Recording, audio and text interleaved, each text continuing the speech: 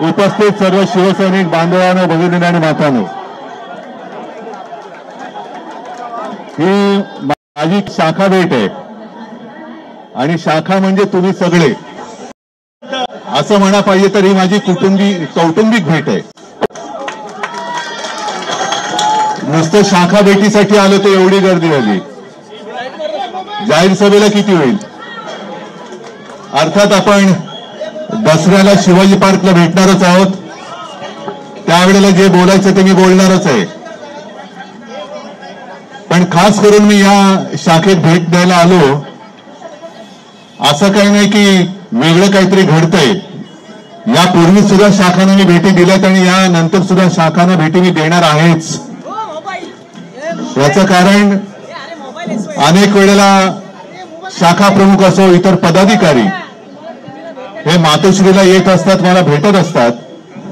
पण कुटुंबातल्या सर्वांना भेटायचं असेल तर मला माझ्या या घरी यावं लागतं. आणि गेले काही दिवस किंवा काही वर्ष, गेले 2-3 वर्ष सतत प्रसार माध्यमातून येते की इकडे शिवसेनेला धक्का, तिकडे शिवसेनेला धक्का. म्हटलं एकदा जाऊनच बघू किती धक्के बसलेत. असे धक्के देणारे अनेक जण आले आणि अनेक जण गेले.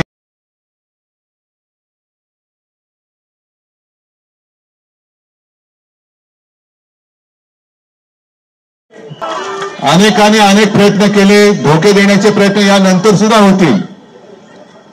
पण जोपर्यंत तुमची तटबंदी मजबूत आहे तोपर्यंत धक्का आणि धोके देणाऱ्यांची डोकी फुटतील, पण शिवसेना फुटणार नाही.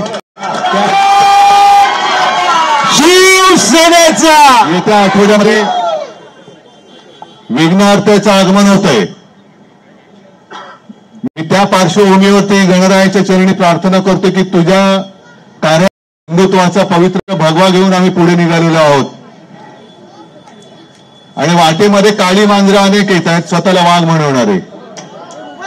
त्या मांजरांचा, काळ्या शकुनी मांजरांचा बंदोबस्त तूच कर, नाहीतर तुझे शिवसैनिक आम्ही सगळेजण आहोतच त्यांचा बंदोबस्त करायला. गणपती बाप्पा! तुम्ही सगळे कार्यकर्ते इथे जमलेला आहात. मोठं भाषण मी काय करणार नाही, पण सगळ्यांनी एक काम मात्र नक्की करायचं आहे. ते म्हणजे कोणतं काम? आपल्या वॉर्डात, आपल्या मतदार यादीत मतचोरी होते का? मतचोर घुसलेत का? प्रत्येक गटप्रमुखांनी आणि प्रत्येक कार्यकर्त्यांनी, हा गणपती उत्सव आहे, त्याच्यानंतर मग पितृपक्ष तर मी आपलाच मानतो, कारण माझा पक्ष पितृपक्षच आहे. कारण शिवसेनेची स्थापना कोणी केली? माझ्या पित्यांनीच केलेली आहे.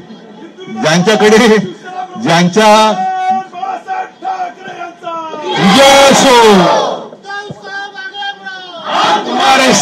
काही आगापीच्या नाही, त्यांना सगळ्या चोऱ्या कराव्या लागतात. पण अगदी पितृपक्ष असो, त्याच्यानंतर नवरात्र सुरू होईल, मग म्हणता म्हणता निवडणूक येईल.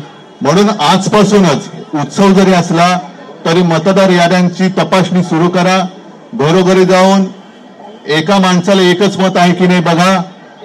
कारण नाहीतर निवडणुकीच्या दिवशी जे मतदार आपल्यामध्ये नाही आहेत त्यांच्या नावाने सुद्धा बोगस मतदान होतं.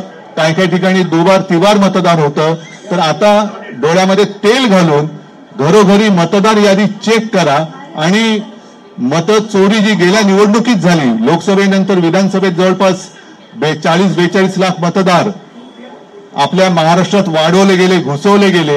हे घुसलेले कोण आहेत ते बघा आणि त्यांना मतदान करू देऊ नका.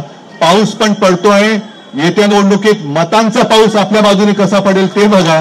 सगळ्यांना शुभेच्छा देतो. जय हिंद, जय महाराष्ट्र.